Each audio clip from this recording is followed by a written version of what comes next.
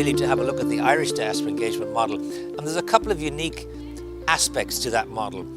Firstly, the Irish government, through their policy, are very keen on looking after the vulnerable Irish in the diaspora, those people who have suffered or have problems, and they've spent over 100 million euros on these people since the year 2005. But they also look to track the successful Irish, so you got two approaches to the diaspora engagement.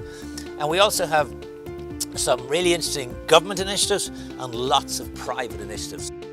Migration, sadly, is a toxic issue. It's politically a dangerous issue right now. And yet diaspora, which is of course caused by migration, is a much more positive phenomenon. In the old days, we looked at diaspora relations through the prism of remittances, money from the diaspora going back to the home country.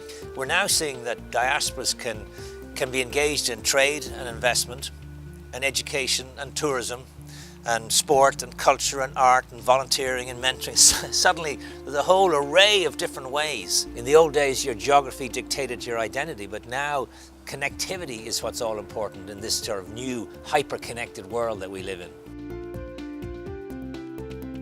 Just over the last 15 years or so, I think India has done extraordinary things in this space.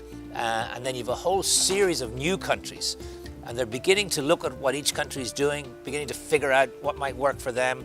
A whole series of new Baltic countries getting involved, countries like Lithuania, Latvia, Estonia, countries like Croatia, Slovenia, Kosovo getting involved. I think other countries can look at this. Sometimes when the marketplace doesn't deliver, the government has to intervene and do a lot of stuff, a lot more stuff. But it does ask the question for diaspora engagement, what's the role of government? And our experience in Ireland is that the best role of government is to be a facilitator rather than an implementer of diaspora strategy.